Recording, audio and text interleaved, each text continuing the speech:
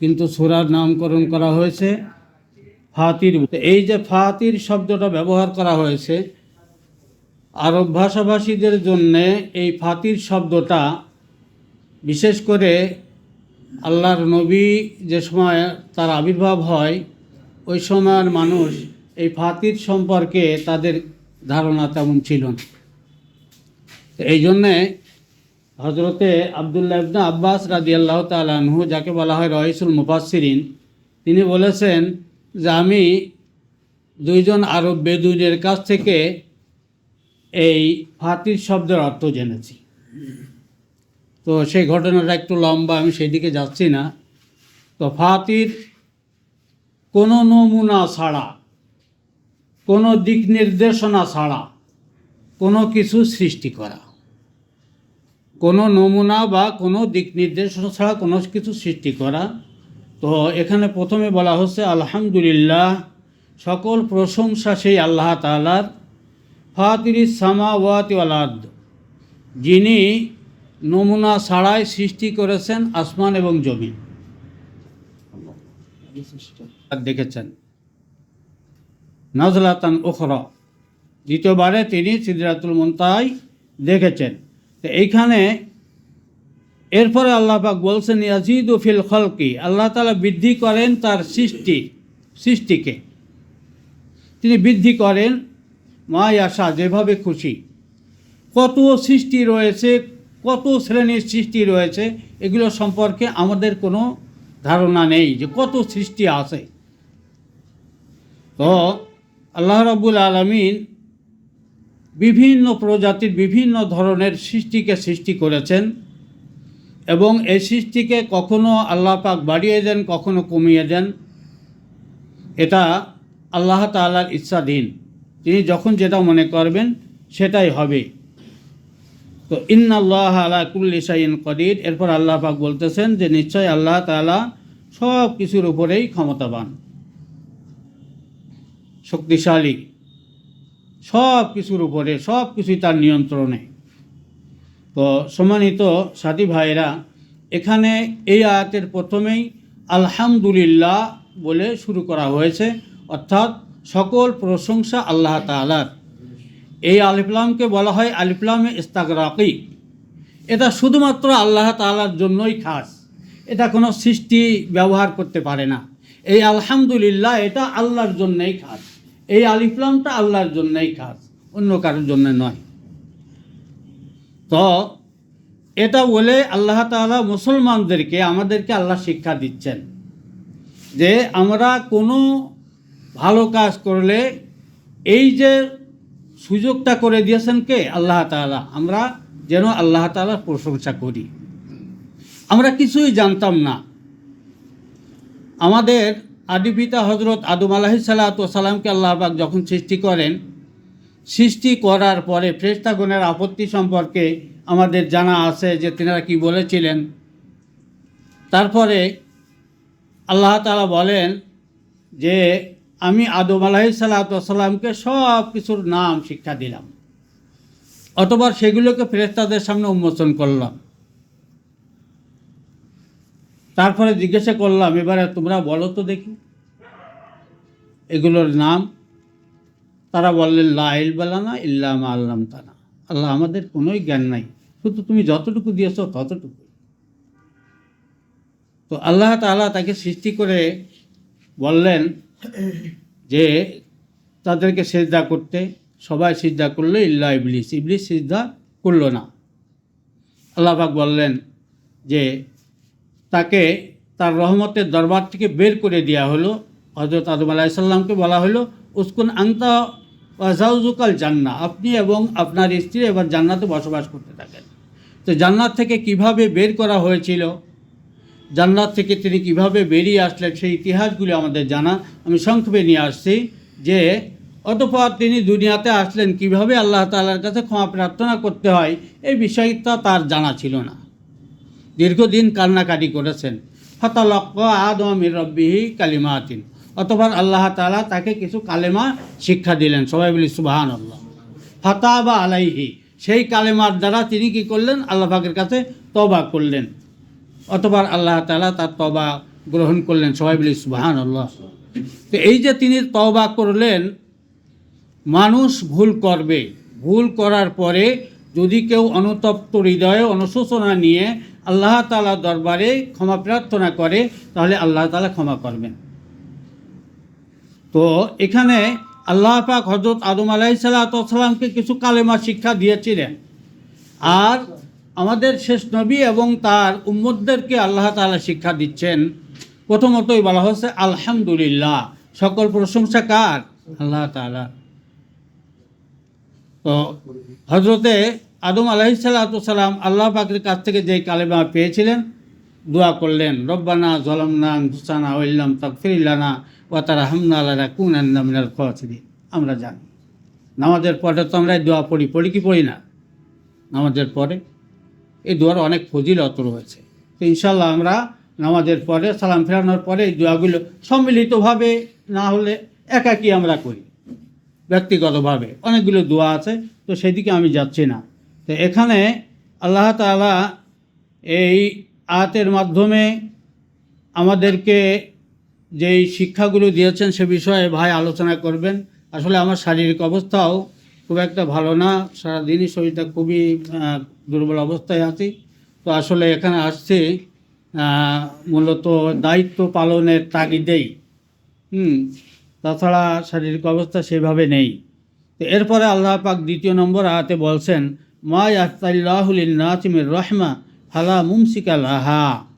মা ইয়াফতাহিল্লাহু লিন-নাস, মানুষের জন্যে আল্লাহ তাআলা যেই রহমত, পরে মির রহমা, যেই রহমত আল্লাহ তাআলা দান করেছেন, যে রহমত আল্লাহ তাআলা মানুষদেরকে দিবেন, যে অনুগ্রহ বর্ষণ করবেন, ফালা মুমসিকা লাহা, সেটা রুদ্ধকারী কেউ নেই, সেটা বাধা দানকারী কেউ নেই, কেউ বাধা দিতে পারবে না। আল্লাহ তাআলা যদি অনুগ্রহ করেন, দয়া করেন, মূলত এই বিষয়টা কখন?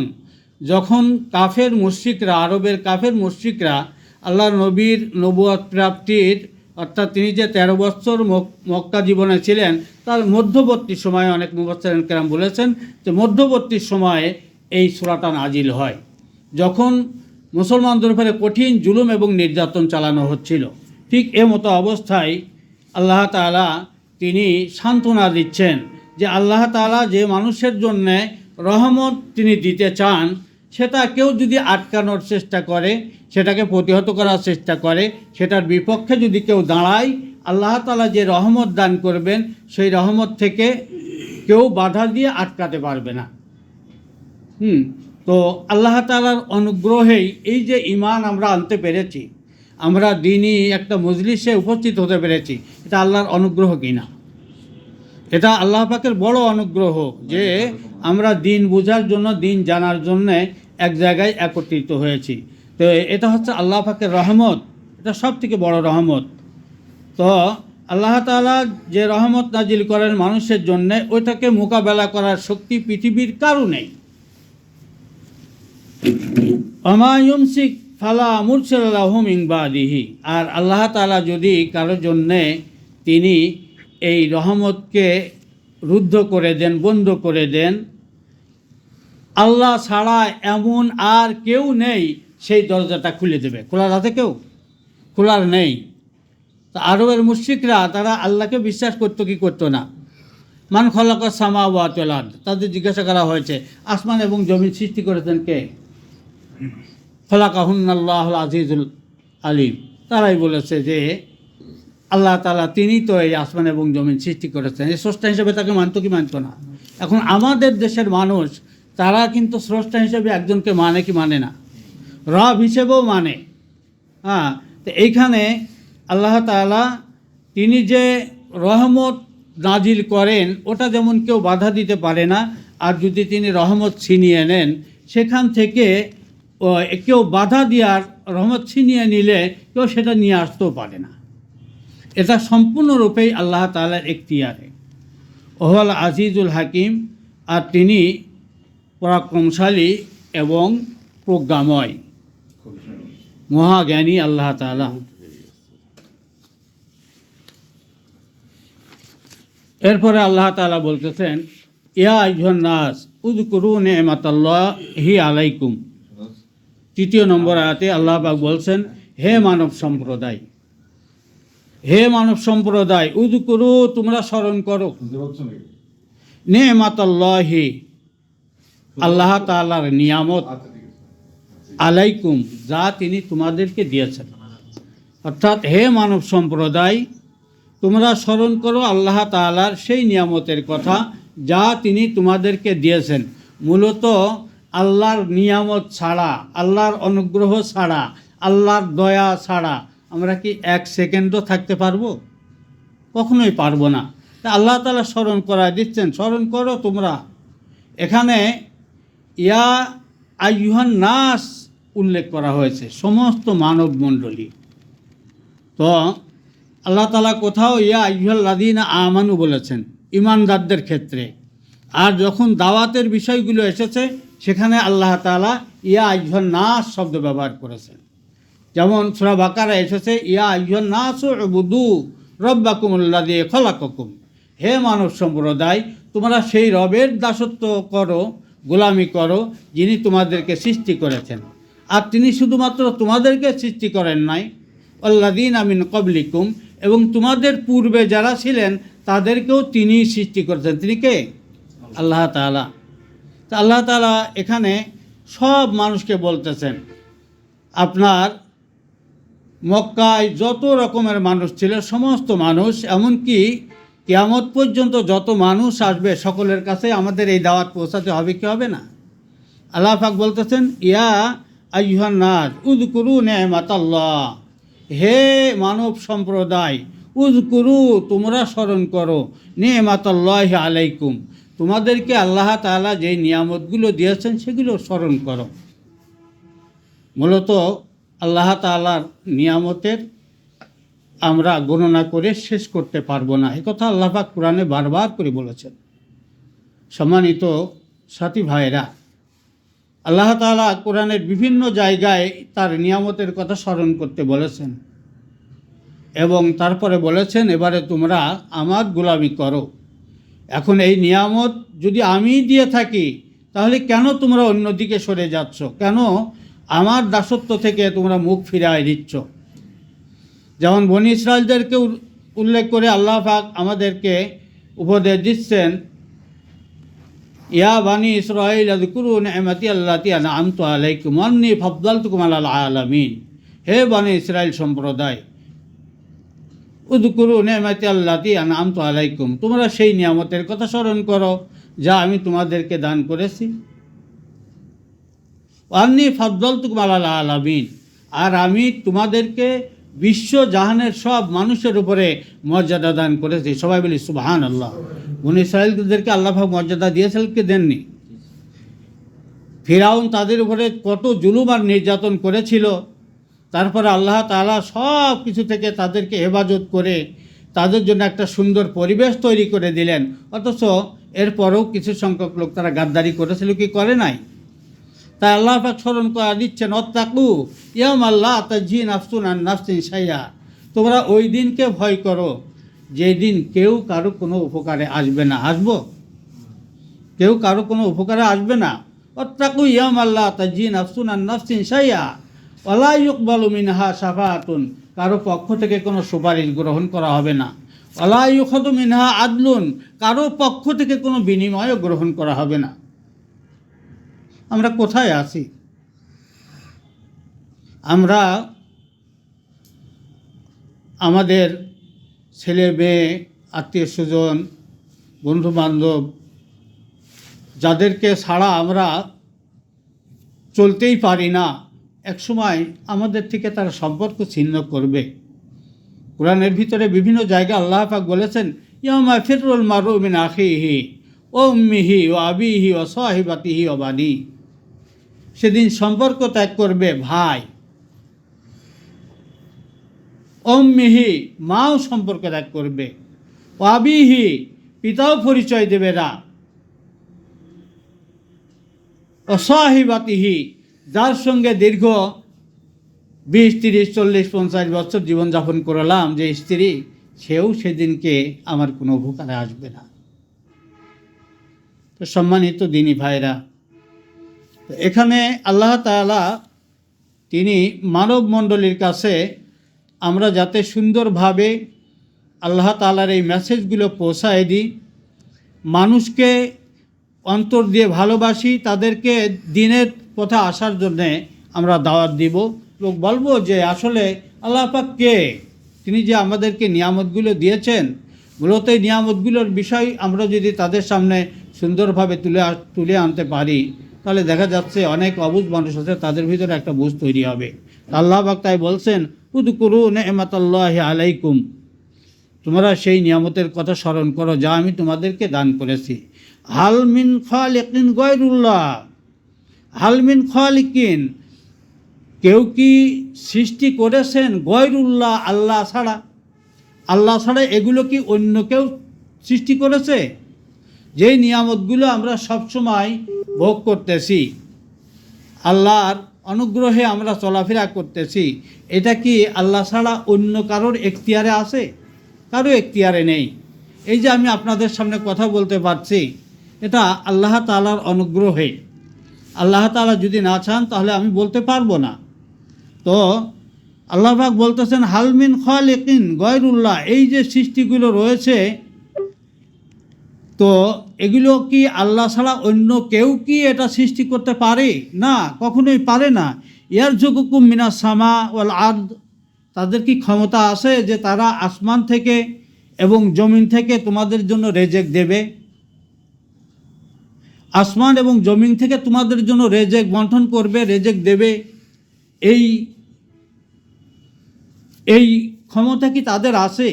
মূলত এই ক্ষমতা তাদের নাই। ইয়ারযুকুকুম, তিনি আমাদেরকে যে রেজেক দেন, মূলত এখানে তাওহীদের রুবুবিয়ার যে বিষয়টা স্পষ্ট করে বলা হয়েছে যে আল্লাহ তাআলা তিনি আমাদের প্রতিপালক, তিনি আমাদের রেজেক দেন, তিনি সব কিছুর ব্যবস্থা করেন।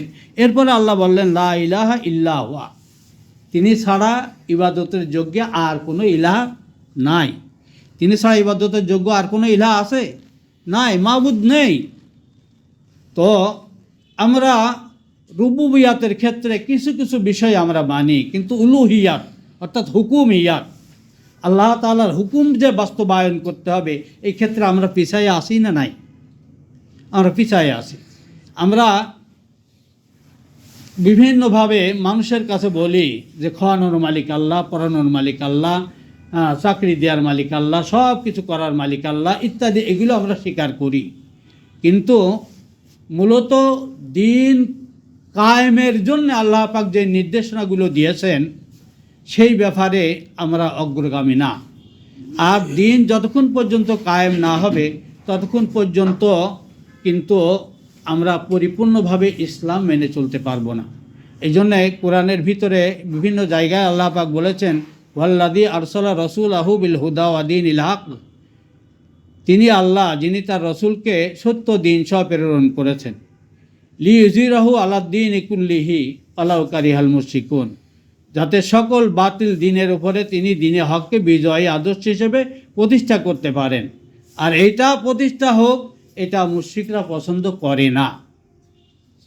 তো আসলে আমরা মুসলমান বলে দাবি করার পরেও আমাদের মধ্যে অনেকেই আছে যারা ইসলামী অনুশাসন মানে না, বা এটা প্রতিষ্ঠিত হোক এটাও তারা চায় না। এর থেকে তারা অনেক দূরে অবস্থান করছে। অথচ এই দিন কায়েমের জন্যেই, প্রতিষ্ঠার জন্যেই আল্লাহ পাক যুগে যুগে অসংখ্য নবী রাসূল তিনি পৃথিবীতে পাঠিয়েছেন এবং তাদের জন্যে একটা কর্মপদ্ধতিও বলে দিয়েছেন, সে অনুযায়ী তেনারা কাজ করেছেন। আল্লাহ পাক তাদের মাধ্যমে দিন কায়েম করেছেন। তো এখন আমাদের নবীর পরে কোনো নবী আসবে নাকি? তো আমাদের পরে আর কোনো নবী আসবে না, সুতরাং এই দায়িত্ব আমাদের আছে কি নাই? এই জন্যে আল্লাহ পাক বলতেছেন লা ইলাহা ইল্লা হুয়া, তিনি ছাড়া ইবাদত পাওয়ার যোগ্য আর কোনো সত্তা নাই। সব ইবাদত হতে হবে কার জন্য? আল্লাহর জন্য। সব ইবাদত করব আমরা আল্লাহর জন্য। ফাআন্না তুফাকুন, সুতরাং কোন শয়তান তোমাদেরকে আল্লাহর দিক থেকে ফিরাই দিচ্ছে?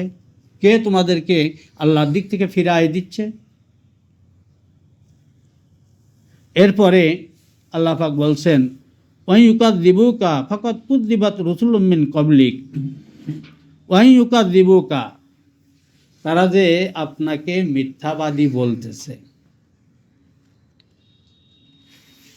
ফাকাদ কুযযিবাত রসুলুন মিন ক্বাবলিক, আপনার পূর্বেও অনেক নবী রসুল এসেছিলেন। কুযযিবাত রসুলুম, সেই সমস্ত রসুলদেরকেও আপনার পূর্বে যারা এসেছিলেন তাদেরকেও মিথ্যাবাদী বলা হয়েছে। আমরা জানি আল্লাহ নবী যখন তিনি এই দাওয়াতি কার্যক্রম চালিয়ে যাচ্ছিলেন, তার প্রথম 3 বছর গোপনে, তারপরে প্রকাশ্যে আসলেন।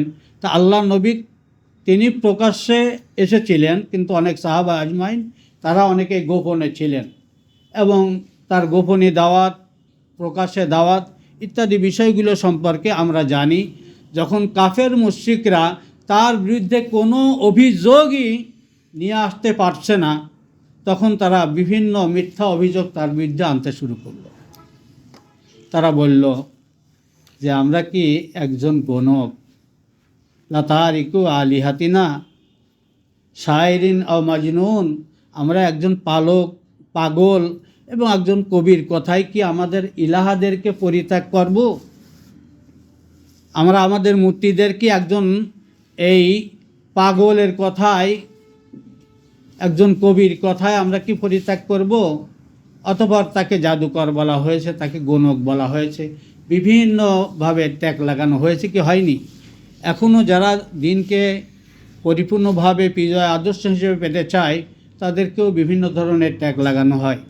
আমরা ইতিপূর্বেও অনেক জেল জুলুম জরিমানার শিকার আমাদের মধ্য থেকে অনেকেই শিকার হয়েছেন। অনেকেই এই দিনের জন্য কাজ করতে গিয়ে অনেকে শাহাদত বরণ করেছেন। আল্লাহ পাক তাদেরকে শহীদ হিসেবে কবুল করুন, সবাই বলি আল্লাহুম্মা আমিন। সম্মানিত দিনী ভাইরা, তা আল্লাহ পাক আল্লাহ রসুলকে বলতেছেন যে এটা নতুন একটা বিষয় না, আপনার পূর্বে যত নবী রসুল এসেছিলেন তাদেরকেও এরকমভাবে মিথ্যাবাদী বলা হয়েছে। সুতরাং আপনার উপরে যেটা আসছে সান্ত্বনা দেওয়া হচ্ছে যে এটার জন্য আপনি অত ব্যথিত হবেন না, চিন্তিত হবেন না। আল্লাহ পাক অবশ্যই যেমন কোরআনের অন্য জায়গায় বলা হয়েছে, ইয়া আইয়ুহার রাসূল বাল্লিগ মা উনজিলা ইলাইকা মির রাব্বিক ফাইল্লাম তাফাল ফামা বাল্লাগতা রিসালাতাহু আল্লাহু ইয়াসিমুকা মিনান নাস। আল্লাহ পাক বললেন যে আমার পক্ষ থেকে যা কিছু নাজিল করা হয়েছে, সংক্ষেপে নিয়ে আসছি শেষ অংশ বলার জন্য, যে আপনি সেটা অন্যদের কাছে পৌঁছায় দিন। আর এই পৌঁছায় দিতে গেলে কি বাধা এগুলো আসবে কি আসবে না? আসবে। আল্লাহু ইয়াসিমুকা মিনান নাস। আর যত বাধা বিপত্তি আসুক না কেন, আপনি যদি এই কাজের সঙ্গে সম্পৃক্ত থাকেন তাহলে আল্লাহ তাআলা মানুষের জুলুম নির্যাতন এগুলো থেকে আপনাকে রক্ষা করবেন। সবাই বলি সুবহানাল্লাহ। শেষ পর্যন্ত আল্লাহ তাআলা দিনকে বিজয় করেছিলেন, কি করেন নাই? হ্যাঁ, তো এরকমভাবে আল্লাহ রসুল যখন এই দাওয়াতি কার্যক্রম চালাতে থাকলেন, যে রসুল দীর্ঘ 40টা বছর পর্যন্ত তাদের মাঝে অবস্থান করেছেন, সেই সময় তার চরিত্র গুণাবলীতে মুগ্ধ হয়ে আরবের ওই মুশরিকরাই তার নাম দিয়েছে আল আমিন বলে, চরম বিশ্বস্ত পরম সত্যবাদী। অনেকগুলো গুণের সমাহার যার মধ্যে, তাকে বলা হয় আল আমিন, সৎ গুণাবলী। তো এই আল আমিন নবুয়ত প্রাপ্তির পর থেকে তিনি কাফেরদের শত্রুতে পরিণত হলেন, শুধুমাত্র এই কালেমার দাওয়াত দেওয়ার কারণে। সম্মানিত দিনী ভাইরা, তাই আমরাও যদি আল্লাহ জমিনে আল্লাহর দিনকে বাস্তবায়ন করতে চাই, তাহলে সেক্ষেত্রে আমাদের সামনে বাধা এগুলো আসবে কি আসবে না? এগুলো আমাদের সামনে আসবে। আমাদেরকেও অনেক ত্যাগ লাগানো হবে, ইতিপূর্বে লাগানো হয়েছে, ভবিষ্যতেও লাগানো হবে। এই সমস্ত ষড়যন্ত্রের জাল ছিন্ন করে আমাদেরকে সামনে এগিয়ে যেতে হবে। সম্মানিত সাথী ভাইরা, এরপরে আল্লাহ পাক বলতেছেন, ইয়া আইয়ুহান নাস ইন্না ওয়াদাল্লাহি হাক ফালা তাগুররান্নাকুমুল হায়াতুদ দুনিয়া ওয়ালা ইয়াগুররান্নাকুম বিল্লাহিল গরুর। ইয়া আইয়ুহান নাস, হে মানব সম্প্রদায়। আবার সব মানুষকে এখানে একত্রিত করেছেন। মূলত মক্কায় যে সমস্ত আয়াতগুলো সাধারণত নাজিল হয়েছে, যে সূরাগুলো নাজিল হয়েছে, সেখানে নাস বলেই বেশি সম্বোধন করা হয়েছে। আর মদিনায় হিজরতের পরে যেই সূরাগুলো নাজিল করা হয়েছে, সেখানে ইয়া আইয়ুহাল্লাযীনা আমানু, সেখানে ইমানদার শব্দটা বেশি আনা হয়েছে। তো এখানে আল্লাহ পাক বলছেন ইয়া আইয়ুহান নাস, হে মানব সম্প্রদায়, ইন্না ওয়াদাল্লাহি হাক্কুন, আল্লাহ তাআলার ওয়াদা কি? সত্য। আল্লাহ তাআলার ওয়াদা সত্য। ইউরিদুনা লিইউতফু নূরাল্লাহি বিআফওয়াহিহিম, ওই কাফের মুশরিকরা চায় তারা তাদের মুখের ফু দিয়ে দিন ইসলামকে, ইসলামের আলোকে তারা নিভাই দিবে। আল্লাহু মুতিম্মু নূরিহি, আর আল্লাহ তাআলা তার নূরকে, দিন ইসলামকে পূর্ণতায় পৌঁছাবেন। সবাই বলি সুবহানাল্লাহ। আল্লাহু মুতিম্মু নূরিহি ওয়ালাউ কারিহাল কাফিরুন, যদিও কাফেররা এটা অপছন্দ করে। তা আল্লাহ তাআলা সেই দিনকে বিজয় আদর্শ হিসেবে প্রতিষ্ঠিত করেছিলেন কি করেন নাই? তা আল্লাহ পাক বলছেন ইয়া আইয়ুহান নাস ইন্না ওয়াদাল্লাহি হাক্কুন, হে মানব সম্প্রদায়, আল্লাহ তাআলার ওয়াদা সত্য। আল্লাহ তাআলা যেই ওয়াদাগুলো করেছেন সেগুলো সত্য। ফালা তাগুররান্নাকুমুল হায়াতুদ দুনিয়া, সুতরাং দুনিয়ার জীবন যেন তোমাদেরকে ধোঁকায় না ফেলে, তোমরা প্রতারণার মধ্যে না পড়ো। দুনিয়ায় শয়তানের চক্রান্তের শিকার যেন তোমরা না হও, এই চক্রান্ত থেকে তোমরা বেঁচে থাকো। একটা হাদিসের মধ্যে এসেছে অন আবি সাইদিন আল খুদরি রাদিয়াল্লাহু তাআলা আনহু আনিন নবী সাল্লাল্লাহু আলাইহি ওয়াসাল্লাম قال ইন্না দুনিয়া আদ-দুনিয়া, তিনি বলছেন যে দুনিয়াটা হচ্ছে খুব আকর্ষণীয়, চাকচিক্যময়, অত্যন্ত সবুজ শ্যামল। ফাইন্নাল্লাহ মুস্তাখলিফুকুম ফিহা, আর আল্লাহ তাআলা সেখানে তোমাদেরকে খলিফা হিসেবে পাঠিয়েছেন। ফায়ানজুরু, অতঃপর তিনি দেখতেছেন যে তোমরা এই দায়িত্ব পেয়ে, আল্লাহ পাক যে দায়িত্ব তোমাদেরকে অর্পণ করেছ, এই দায়িত্ব পেয়ে তোমরা কি করছো সেটা তিনি লক্ষ্য করতেছেন।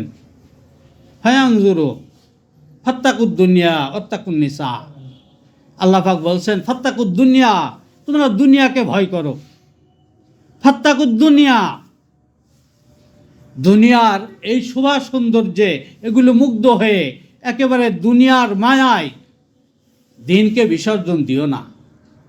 ফাত্তাকুদ দুনিয়া ওয়াত্তাকুন নিসা, এবং তোমরা স্ত্রীদের ব্যাপারে ভয় করো, সতর্ক হও।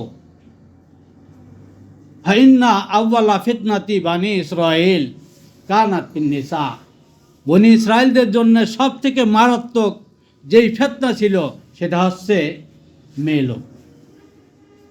তো এইটা থেকে আমাদেরকে সাবধান হতে বলছেন। তা আল্লাহ পাক বলছেন যে ওয়াদাল্লাহি হাক্কুন ফালা তাগুররান্নাকুমুল হায়াতুদ দুনিয়া, তোমরা দুনিয়ার এই জীবনে তোমরা প্রতারিত হও না, দুনিয়ার জীবন তোমরা প্রতারণার শিকার হও না।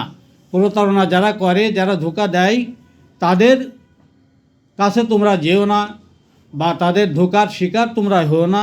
ওয়ালা ইয়াগুররান্নাকুম বিল্লাহিল গরুর, আর এই বড় প্রতারক যে, সেই বড় প্রতারকের ধোঁকায় তোমরা আল্লাহর ব্যাপারে ধোঁকা খেও না। অর্থাৎ আল্লাহ তাআলা যে তিনি আছেন, তার তাওহীদ, তার একত্ববাদ, এই ব্যাপারে তোমাদেরকে যে ধোঁকা সে দিয়ে থাকে, এই ব্যাপারে তোমরা ওই শয়তানের ধোঁকায় নিপতিত হও না। সব থেকে বড় শয়তানকে ইবলিস। আল্লাহ পাক সূরা নাসের ভিতরে বলেছেন মিনাল জিন্নাতি ওয়ান নাস, শয়তান শুধু ওই জিনের ভিতরে আছে না মানুষের ভিতরেও আছে? তো মানুষের ভিতরেও কিছু শয়তান আছে, এদের থেকে বাঁচাও কিন্তু খুবই কষ্টসাধ্য ব্যাপার। এই জন্যে আমাদেরকে হিসাব নিকাশ করে সামনে আগাতে হবে। আমরা যেন এই ব্যাপারে, আল্লাহ তাআলার ব্যাপারে কোনো ধোঁকাবাজের প্রতারণার শিকার না হই। এরপরে আল্লাহ তাআলা বলতেছেন ইন্না শাইতানা লাকুম আদুব্বুন, নিশ্চয় শয়তান তোমাদের শত্রু। শয়তান কি? এই যে বড় শত্রুর কথা বলেছেন, বড় প্রতারক কে? শয়তান। সেই বড় প্রতারকের ব্যাপারে আমাদেরকে আল্লাহ পাক স্মরণ করায় দিচ্ছেন ইন্না শাইতানা লাকুম আদুব্বুন, নিশ্চয় শয়তান হচ্ছে তোমাদের শত্রু। আল্লাহ চিহ্নিত করে দিলেন। তো আমরা যে সমাজে বসবাস করি, আমাদের সমাজেও কিছু শত্রু আছে কি নাই? হ্যাঁ, তো এমনিতে দেখা যায় পারিবারিক ব্যাপারে বা সামাজিক ক্ষেত্রেও অনেক জায়গায় আমাদের সঙ্গে অনেকের শত্রুতা হয়। তো তাদের ব্যাপারে আমরা অনেকটাই সাবধানতা অবলম্বন করি কি করি না?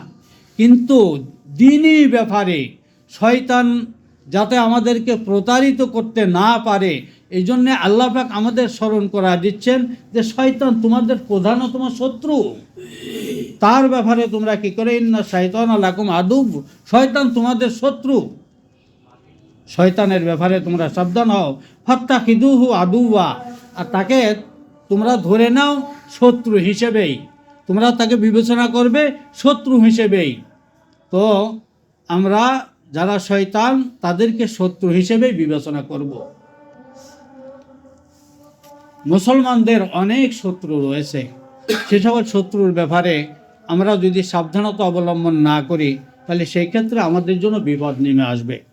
তো আল্লাহ পাক আমাদের স্মরণ করায় দিচ্ছেন, ইন্না শাইতানা লাকুম আদুবুন, নিশ্চয় শয়তান তোমাদের দুশমন, তোমাদের শত্রু। ফাত্তাখিদুহু আদুওয়া, তাদেরকে শত্রু হিসেবেই বিবেচনা করবে, শত্রু হিসেবেই তাদেরকে রাখবে। ইন্নামা ইয়াদু হিজবাহু, আর নিশ্চয় সে ডাকে তার দলের লোকদেরকে,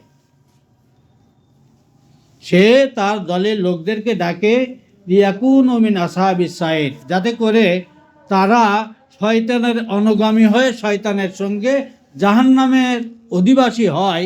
এই জন্যে সে সবসময় চায় তার দলকে ভারী করতে। তো এই শয়তানের ব্যাপারে আমাদেরকে সাবধান হতে হবে। লিয়াকুনু মিন আসহাবিস সাইদ, যদি আমরা শয়তানের অনুগামী হই, শয়তানের দলভুক্ত হয়ে যাই, তাহলে সেই ক্ষেত্রে জাহান্নাম থেকে বের হওয়ার আর কোনো রাস্তা আমাদের থাকবে না। এই জন্যে শয়তান থেকে আমাদের সাবধান হতে হবে। আর এই শয়তান মানুষের ভিতরেও আছে, জিনের ভিতরেও আছে। অতঃপর আল্লাহ পাক বলতেছেন, আল্লাযীনা কাফারু লাহুম আযাবুন শাদীদ, নিশ্চয় যারা অস্বীকার করেছে, যারা দিনকে অস্বীকার করেছে, আল্লাহকে অস্বীকার করেছে, রসুলকে অস্বীকার করেছে, কিয়ামতকে অস্বীকার করেছে, অর্থাৎ দিনকে যারা অস্বীকার করেছে, লাহুম আযাবুন শাদীদ, তাদের জন্য রয়েছে কঠিন শাস্তি, তাদের জন্য কঠোর শাস্তি রয়েছে, কঠিন শাস্তি রয়েছে। আল্লাযীনা আমানু, পক্ষান্তরে যারা ঈমান আনয়ন করেছে, ওয়া আমিলুস সালিহাত, শুধু ঈমান আনলেই হবে না, আমিলুস সালিহাত, নেক কাজও করতে হবে, ভালো কাজ করতে হবে। দিনের জন্য কাজ করা লাগবে কি লাগবে না? ওয়াজিরওয়াতু সানামিহি আল জিহাদ, দিনের যে উচ্চ সিঁড়িগুলোর কথা বলা হয়েছে তার মধ্যে সর্বোচ্চ সিঁড়ি ওয়াজিরওয়াতু সানামিহি আল জিহাদ, সর্বোচ্চ সিঁড়ি হচ্ছে, আল্লাহ রসুল বলছেন, সেটা হচ্ছে আল জিহাদ ফি সাবিলিল্লাহ। সবাই বলি সুবহানাল্লাহ। আল্লাহর জমিনে জিহাদ ছাড়া কি দিন কখনো এসেছে? না, জিহাদ ছাড়া দিন আসবেও না। হ্যাঁ, তো সেটা আলাদা আলোচ্য বিষয়। তো আল্লাহ পাক বলতেছেন, আল্লাযীনা আমানু, যারা ঈমান আনয়ন করেছে, আমিলুস সালিহাত, এবং নেক আমল করেছে। তো নেক আমল তো অনেক আছে, অনেকগুলো আছে কি নাই? নামাজ পড়া একটা নেক আমল, রোজা রাখা একটা নেক আমল, হ্যাঁ, দিনের দাওয়াত দেওয়া একটা নেক আমল, বাবা মার খেদমত করা নেক আমল। হ্যাঁ, কিন্তু আল্লাহর জমিনে আল্লাহর দিন কায়েমের যেই চেষ্টা, সেটা হচ্ছে সব থেকে বড় নেক আমল, ওইটাকে আমরা পিছনে রেখে দিয়েছি। ইন্নাল্লাযীনা আমানু ওয়া আমিলুস সালিহাত, যারা ঈমান এনেছে এবং নেক আমল করেছে, সৎ আমল করেছে, ভালো কাজ করেছে। এই কথাটা কোরআনের বিভিন্ন জায়গায় বলা হয়েছে। সূরা আসরের ভিতরে বলা হয়েছে, ওয়াল আসরি ইন্নাল ইনসানা লাফি খুসর ইল্লাল্লাযীনা আমানু ওয়া আমিলুস সালিহাত। ঈমান, তারপরে শর্ত হিসেবে আমলে সালেহ, এটা থাকতে হবে কি হবে না? আমরা সারাদিন ধরে সারা রাত ধরে আলোচনা করলাম, ফজরের নামাজ নাই, হবে? আমাদের প্রত্যেকটা আমলকে তার যথাযথ স্থানে আমাদের রাখতে হবে। সম্মানিত সাথী ভাইরা, তো আল্লাহ পাক বলতেছেন, যারা ঈমান এনেছে এবং নেক আমল করেছে, লাহুম মাগফিরাতুন, তাদের জন্য রয়েছে ক্ষমা, তাদের জন্যই শুধু রয়েছে ক্ষমা।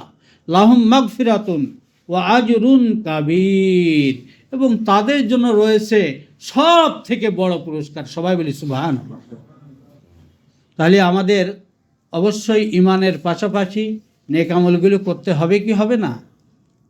তো ভাই বলছিলেন প্রথমেই যে আমরা অনেক ক্ষেত্রেই পাশ কাটায় যাই, সবগুলো কথা আমরা আনতে চাই না। এই কোরআনের বিভিন্ন জায়গায় এসেছে যে যেমন ইয়া আইয়ুহাল্লাযীনা আমানু তাকুল্লাহা ওয়া কুনু মা'আস সাদিকিন, হে ইমানদারগণ তোমরা আমানু তাকুল্লাহ, আল্লাহকে ভয় করো, ওয়া কুনু মা'আস সাদিকিন, এবং সাদিকিনদের সত্যবাদীদের সঙ্গী হয়ে যাও। তারপরে আল্লাহ পাক বলছেন ইন্নামাল মুমিনুনা আল্লাযীনা আমানু বিল্লাহি ওয়া রাসূলিহি সুম্মা লাম ইয়ারতাবু ওয়া জাহাদু বিআমওয়ালিহিম ওয়া আনফুসিহিম ফি সাবিলিল্লাহ উলাইকা হুমুস সাদিকুন। তাহলে জিহাদকে এখানে আনা হয়েছে কি হয়নি? এই কথাটা এখানে নিয়ে আসা হয়েছে। সাদিকিন কারা? কুনু মা সাদিকিনের ব্যাখ্যা আমরা দিই যে তোমরা তরিকাপন্থীদের সাথী হয়ে যাও, পীর সাহেবদের সাথী হয়ে যাও। এরকম ওয়াজ আমাদের সমাজে আছে কি নাই? কিন্তু আল্লাহ পাক কি বললেন? সত্যবাদী কারা? যারা সর্বশেষ কি করে?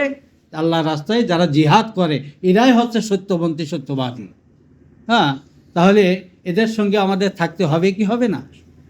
সম্মানিত দিনী ভাইরা, তা এখানে আল্লাহ পাক বলতেছেন যে এদের জন্য রয়েছে আজরুন কাবীর, সব থেকে বড় পুরস্কার।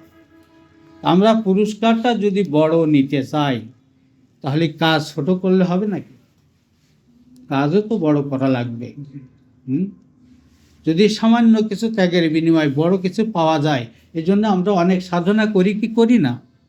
আমাদের সেই কৈশোর জীবনের কথা যদি আমরা একটু চিন্তা ভাবনা করি তাহলে দেখব যে পরীক্ষায় একটু ভালো রেজাল্ট করার জন্যে আমরা অনেক রাত জেগে লেখাপড়া করেছি কি করে নাই? আমরা যখন লেখাপড়া করছি অনেক সময় যে রাত 12টা 1টা পর্যন্ত বই সামনে নিয়ে বসে থাকতে হয়েছে, শুধুমাত্র একটা ভালো রেজাল্ট করার জন্যে। ভালো রেজাল্ট করে কী হবে? একটু ভালো কাজ যাতে পাই, এরকম করে চিন্তাভাবনা মনের ভিতরে কাজ করেছে। তো এই যে সামান্য দুনিয়ার কিছু পাওয়ার জন্য যদি এতটা ত্যাগ, এতটা কুরবানি করতে আমরা প্রস্তুত থাকি, তাহলে আল্লাহর জমিনে আল্লাহর দিন প্রতিষ্ঠা করার জন্য চেষ্টা করা লাগবে কি লাগবে না? সম্মানিত যিনি ভাইরা, আমরা যদি বড় পুরস্কার পেতে চাই তাহলে আমাদের আল্লাহর জমিনে আল্লাহর দিন প্রতিষ্ঠার কাজে পুরাপুরি আঞ্জাম দেওয়া দরকার আছে কি নাই? তো ইনশাআল্লাহ আমরা চেষ্টা করব। আজরুন কাবীর আফামান যুজ্জিনা লাহু সুউ আমালিহি, আফামান চাকচিক্য বা সৌন্দর্য মণ্ডিত করে দেওয়া হয়েছে কিছু সংখ্যক মানুষ এমন আছে তাদের আমল, খারাপ আমলগুলিকে, ভালো আমল না খারাপ আমলগুলিকে তাদের জন্য শোভনীয় করে দেওয়া হয়েছে। এগুলো তাদের জন্য শোভনীয়, সৌন্দর্যমণ্ডিত, এগুলোকে তারা ভালো মনে করেই অনেক ক্ষেত্রে করে। মূলত যখন মানুষ পাপের সাগরে ডুবে যায়, আল্লাহকে রসুলকে যখন ভুলে যায়, তখন সে মনে করে যে আমি যেটা করছি এটাই ভালো। অনেকেই দেখবেন যে লেখাপড়া তেমন কিছু জানে না, অনেক সম্পদের অধিকারী, সে মনে করে যে আল্লাহ আমাকে ভালোবেসেই এই সব কিছু দিয়েছে। হ্যাঁ, হতে পারে ওই সম্পদই তার ধ্বংসের কারণ। কারণের অনেক সম্পদ আল্লাহ পাক দিয়েছিলেন, কিন্তু কারণের এই সম্পদ তাকে আল্লাহ পাকের আযাব এবং গজব থেকে রক্ষা করতে পারে নাই। হ্যাঁ, তো যে আমলগুলো সাধারণত মানুষ দেখে মনে করে যে এটা খুবই চাকচিক্যপূর্ণ, খুবই সৌন্দর্যমণ্ডিত, খুবই ভালো, তো এই যে সৌন্দর্যমণ্ডিত করে তার আমলগুলি শয়তান তার সামনে উপস্থাপন করে ফারাও হাসানা, আর সে তখন মনে করে যে আমি যা করি সবই ভালোই হচ্ছে, খারাপ হচ্ছে না, সবই ভালোই হচ্ছে, খারাপ হচ্ছে না। আমাদের মাঝে অনেক রকমের মানুষ আছে যারা নিজেদেরকে মুসলমান বলে দাবি করে, অথচ দরগায় গিয়ে সিজদা করে কি করে না। অনেকেই আল্লাহর কাছে না আছে খাজা বাবার কাছে চাই কি চাই না, ইত্যাদি এই বিষয়গুলো আসছে। তো এই আমলগুলো তাদের কাছে মানে খুব চাকচিক্যময়, সৌন্দর্যময়, এই আমলগুলোকে তারা খুব ভালোবাসে, পছন্দ করে, বলে যে হ্যাঁ এটাই হচ্ছে আমাদের ভালো কাজ। আসলে ইসলামের মূল বুঝই তার মধ্যে তৈরি হয়নি যে ওই গায়রুল্লাহ থেকে মুখ ফিরায় আসতে হবে, দিয়ার মালিককে আল্লাহ তাআলা, এই বিষয়টা আমাদের মনে রাখতে হবে। ফারাহু হাসানা, এরপর সে তার কর্মকাণ্ডগুলোকে মনে করে, দেখে যে হ্যাঁ আমি তো ভালোই করছি, খারাপ তো আর কিছু করছি না। আল্লাহ পাক বলছেন ফাইন্নাল্লাহা ইউদিল্লু মাইয়াশা ওয়া ইয়াহদি মাইয়াশা। এইভাবে আল্লাহ তাআলা তিনি কিছু মানুষকে তিনি গুমরাহির মধ্যে রেখে দেন, গুমরাহ হয়ে যায় এসব কারণে। যারা নিজের এই আমল টামলগুলো নিয়ে খুব তারা মনে করে যে হ্যাঁ এগুলো আমি ভালোই করছি, তো এই জাতীয় লোকদেরকে আল্লাহ তাআলা কী করে দেন, গুমরাহ করে দেন। ওয়া ইয়াহদি মাইয়াশা, আর কিছু লোককে আল্লাহ তাআলা কী করেন, তিনি হিদায়াত দান করেন। কিছু লোককে আল্লাহ তাআলা হিদায়াত দান করেন আর কিছু লোক গুমরাহ হয়ে যায়। তো আল্লাহ রসুল যখন এই দাওয়াতি কাজগুলো করতেন সে সময় তিনার মনের তামান্না আকাঙ্ক্ষা ছিল, হায় আরবের এই সব লোকগুলো যদি তারা ঈমান গ্রহণ করে মুমিন হয়ে যেত, মুসলিম হয়ে যেত, তাহলে আমাদের জন্যে, তাহলে তাদের জন্য কতই না ভালো হতো।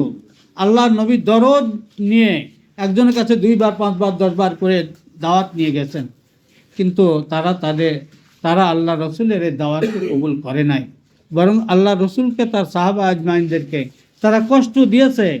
তো আল্লাহর নবী তিনি বারবার করে আল্লাহ পাকের কাছে দোয়া করেছেন যে তারা যাতে হিদায়াত প্রাপ্ত হয়।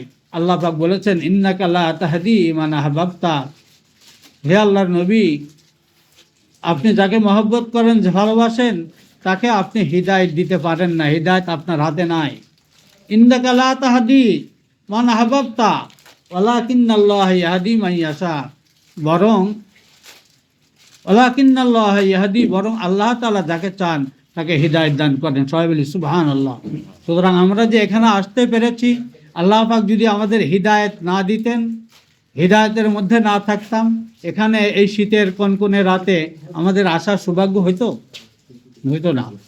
আমাদের ভিতরে আত্মীয়তার সেই সম্পর্ক নাই যে আপনি আমার আত্মীয় সেই হিসাবে আমি এখানে এসেছি। আমাদের সম্পর্কটা হচ্ছে আমরা পরস্পর দিনই ভাই। তো আমরা দিনকে বোঝার জন্য, দিনকে জানার জন্য, দিনের উপরে চলার জন্যই মূলত এই পথকে আমরা বেছে নিয়েছি। তো সম্মানিত দিনী ভাইরা, তা আল্লাহ নবী চাইতেন যে সবাই যদি কালেমা গ্রহণ করে মুসলমান হয়ে যেত, এটা তার মনের কামনা ছিল। ফালা তাযহাব নাফসুকা আলাইহিম হাসারাত, আল্লাহ পাক তাকে বলছেন যে আপনি আপনার নফসকে এভাবে আর পীড়া, এত কষ্ট আপনি আর দিয়েন না, এত আক্ষেপ করেন না। আপনি তাদের যাতনায় নিজেকে শেষ করে দিয়েন না। ফালা আল্লাহকা বাকিউন নাফসাকা, আপনি আপনার নিজের নফসকে, এটা সূরা কাহাফের ভিতরে আসছে যে আপনি আপনার নিজেকে এই মৃত্যুর দিকে ঠেলে দিয়েন না তাদের চিন্তা করে। কেন তাদের চিন্তা আপনি এত করবেন? হিদায়াতের মালিক কে? আল্লাহ তাআলা। আল্লাহ তাআলা যাকে হিদায়াত দান করেন তিনি হিদায়াত পেয়ে যান। ইন্নাল্লাহা আলিমুম বিমা ইয়াসনাউন, আর তারা যা কিছু করেছে এসব বিষয়গুলো সম্পর্কে আল্লাহ তাআলা জানেন কি জানেন না?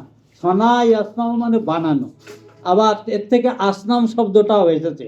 আল্লাহ তাআলা এখানে আসলে যেই শব্দটা উল্লেখ করেছেন, তা আমার কাছে মনে হয় এটা আমি কোনো তাফসিরে পড়ি নাই যে সনা ইয়াসনাউ আসনাম থেকে। আসনাম হচ্ছে মূর্তি, আসনাম শব্দ অর্থ কি? মূর্তি। তো তারা তো মূর্তি বানাচ্ছে কি বানাচ্ছে না, এই জন্যে আমার মনে হয় এখানে ইয়াসনাউন তারা যা করেছে, অর্থাৎ তারা যে মূর্তি পূজায় নিজেদেরকে নিয়োজিত রেখেছিল সেগুলোও আল্লাহ তাআলা এখানে বোঝানোর বিষয়টা উল্লেখ করেছেন যে তারা যে কাজগুলো করেছে সে বিষয় সম্পর্কে আল্লাহ তাআলা তিনি সবই জানেন। এরপর আল্লাহ তাআলা বলতেছেন আল্লাহুল্লাযী আরসালা রিয়াহা ফাতুসিরু সাহাবান ফাসুকনাহু ইলা বালাদিন মাইয়িত ফাআহইয়ানা বিহিল আরদা বা'দা মাউতিহা। আল্লাহু, আল্লাহ তাআলা তিনি কি করেন? আল্লাযী, যিনি আরসালা প্রেরণ করেন, রিয়াহ বাতাসকে কি প্রেরণ করেন? বায়ুকে প্রেরণ করেন। ফাতুসিরু, এবং তার দ্বারা তিনি ওঠান কি? সাহাবান, মেঘমালা। এই যে বায়ু নেই কোথাও, বায়ুর কোথাও আমরা মেঘ দেখতে পাচ্ছি না, তা আল্লাহ তাআলা তিনি বায়ু পাঠান। এই বায়ু এত জোরে সঞ্চালিত হয় যে সে একটা মেঘখণ্ড তিনি উড়ায়, মেঘ নিয়ে আসে, বাতাস মেঘকে তাড়িত করে নিয়ে আসে। নিয়ে আসার পর আমরা দেখতে পাই হঠাৎ যে আমাদের পূর্ব দিগন্তে বা উত্তর দিগন্তে বা পশ্চিম দিগন্তে এদিকে আমার বেশ ঘন কালো মেঘ হয়ে গেছে। তো এই যে মেঘ পরিচালনা করেন কে? আল্লাহ তাআলা। বায়ু পরিচালনা করেন কে? আল্লাহ তাআলা। ফাসুকনাহু ইলা বালাদিম মাইয়িন। ফাসুকনা, তো এখানে মূলত চাপিয়ে দিয়া, ফাসুকনা সাকা ইয়াসকু, এখানে আর এক অর্থ হচ্ছে, সেটা হচ্ছে আপনার পান করা অর্থে আসে, অর্থাৎ পানি দেওয়া অর্থে আসে। হ্যাঁ, পানযোগ্য পানি। ইলা বালাদিন মাইয়িতিন, তো আল্লাহ তাআলা এই মেঘকে এমন একটা বালাদের দিকে, এমন একটা শহরের দিকে আল্লাহ তাআলা সঞ্চালিত করেন, প্রেরণ করেন, পাঠায় দেন। ইলা বালাদিন মাইয়িত, যেই শহরটা মরে গেছে। অর্থাৎ দীর্ঘদিন বৃষ্টি না হওয়ার কারণে, যদি দীর্ঘদিন বৃষ্টি না হয় তাহলে সেই জমিনটা কি শুকায় যায় কি যায় না? সেই জমিনটা কি উর্বর থাকে? সেখান থেকে কোনো ফসল উৎপাদিত হয়? তো ওই জমিনটা মরে গেছে, একেবারে মরা। এই মরা জমিনকে তাজা করেন কে? তাজা করার মালিক কে? আল্লাহ তাআলা। তো এগুলো আল্লাহ তাআলা আমাদের দৃষ্টান্ত দিচ্ছেন যে এই যে মরা জমিনকে আল্লাহ তাআলা তাজা করার জন্যে তিনি বায়ু দ্বারা মেঘ নিয়ে আসলেন। মেঘ নিয়ে আসার পরে সেখান থেকে বাড়ি বর্ষণ করে তাদের জন্য এই মৃত জমিনকে তিনি জীবিত করলেন। এখন এই যে মৃত জমিন, এই জমিনে যদি আপনি কোনো রকমের আপনার শস্য সেখানে রোপণ করেন, এই মৃত জমিন থেকে সেটা বের হওয়া কি সম্ভব?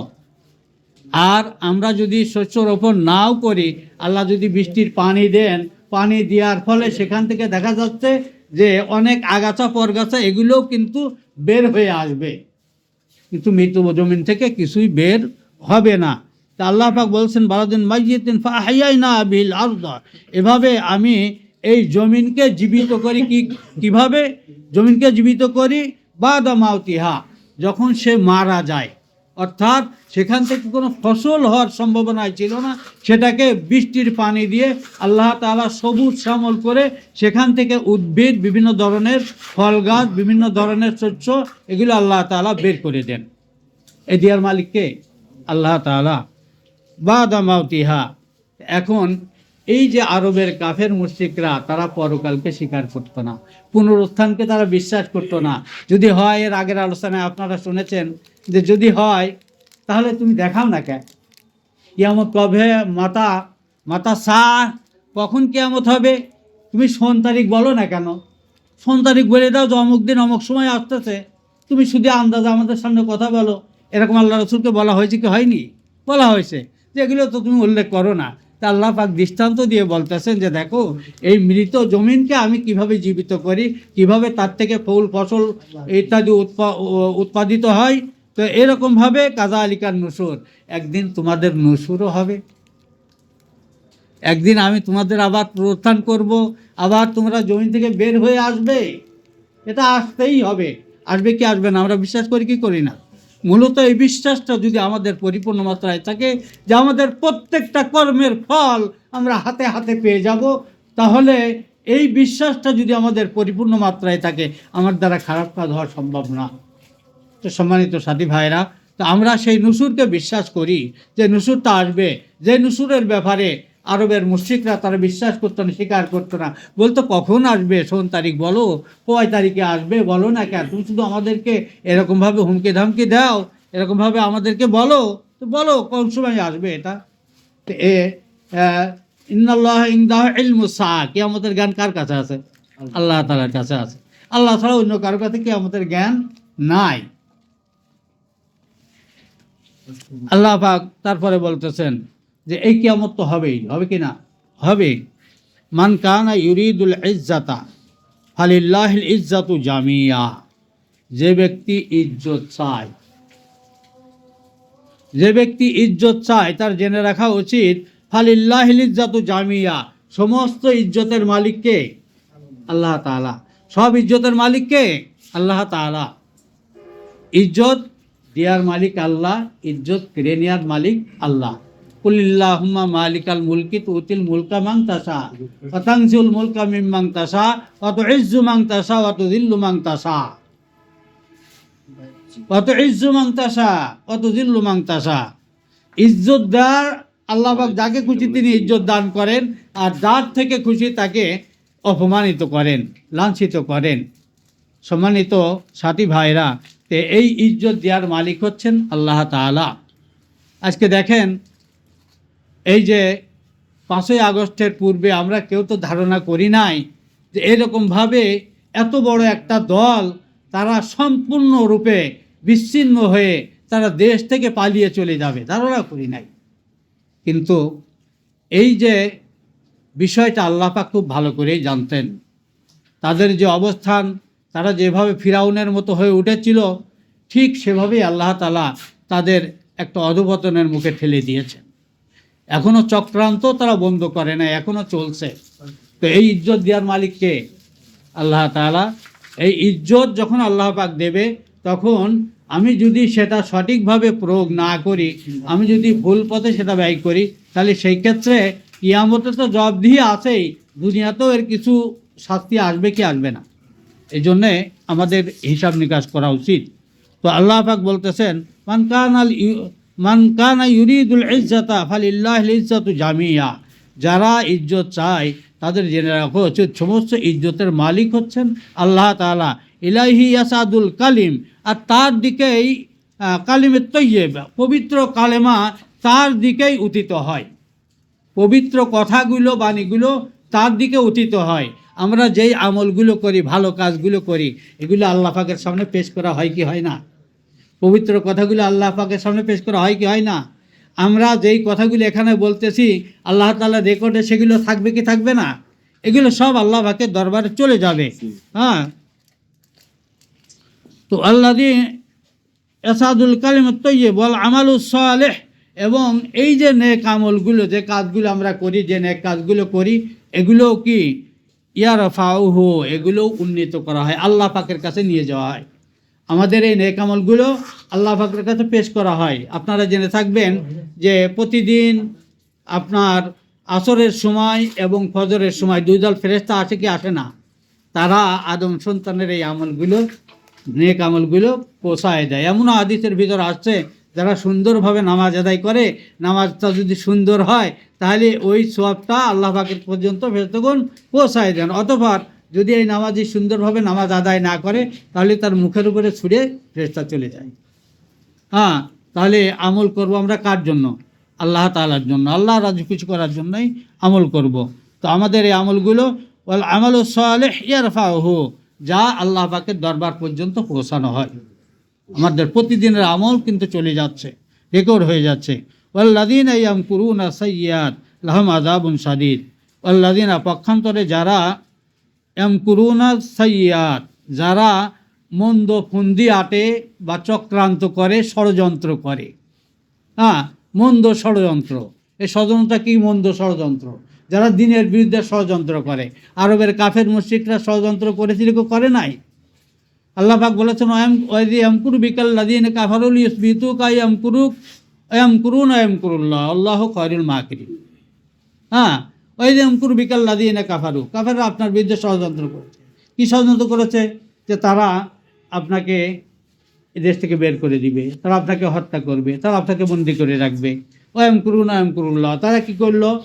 হ্যাঁ, ষড়যন্ত্র করলো, চক্রান্ত করলো। আর আল্লাহ তাআলা তিনি ওই চক্রান্ত বানচাল করে দিয়ে আল্লাহ নবীকে মক্কা থেকে মদিনায় পৌঁছাই দিলেন। সবাই বলি সুবহানাল্লাহ।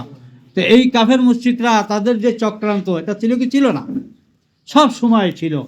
তো ওয়াল্লাযীনা ইয়ামকুরুনা সাইয়্যাত, যারা এইরকমভাবে মন্দ চক্রান্ত করে, ইসলামের বিরুদ্ধে উঠে পড়ে লাগে, লাহুম আযাবুন শাদীদ, তাদের জন্য রয়েছে কঠিন শাস্তির ব্যবস্থা।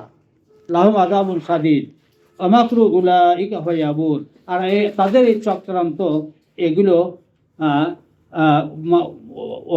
ইয়াবুর, এই চক্রান্তগুলো আল্লাহ তাআলা কি করে দেন? ব্যর্থ করে দেন। তারা যত ধরনের চক্রান্তই করুক না কেন, সেই চক্রান্তগুলো আল্লাহ পাক ব্যর্থ করে দিয়ে যিনি ইসলামকে বিজয় আদর্শে প্রতিষ্ঠিত করেছিলেন, কি করেন নাই? করেছিলেন। সম্মানিত সাথী ভাইয়েরা, আলোচনার দীর্ঘায়িত নয়। আসলে আমি যে এতটুকু পর্যন্ত আলোচনা করতে পারবো, আমি করতে পারি না। তৌফিক দেওয়ার মালিক হচ্ছেন আল্লাহ তাআলা। তো মনে করছিলাম যে হয়তো কথা বলতেই পারবো না, তারপরেও যে আল্লাহ পাক এই কথাগুলি বলার সুযোগ করে দিলেন। তো কথার ভুল ভ্রান্তি থেকে আমি আপনাদের আল্লাহ পাকের কাছে ক্ষমা প্রার্থনা করি। আর আমরা এই যতটুকু আলোচনা শুনলাম, তো আমরা প্রত্যেকে চেষ্টা করব এই কথাগুলো মনে রেখে আমাদের প্রত্যেকের নিজের জীবনে বাস্তবায়ন করার জন্য আমরা চেষ্টা করি। আর দিনকে বিজয় আদর্শ হিসেবে প্রতিষ্ঠা করার জন্যে আমাদের সামনে যে এই কাজগুলো আসবে ইনশাআল্লাহ, সেগুলো আমরা অত্যন্ত গুরুত্বের সঙ্গে করার জন্য চেষ্টা করব। মহান রব্বুল আলামিন আল্লাহ তাবারক ওয়া তাআলা তিনি যেন আমাদেরকে তৌফিক দান করেন। আল্লাহুম্মা আমিন। ওয়া মা তৌফিক ইল্লা বিল্লাহ।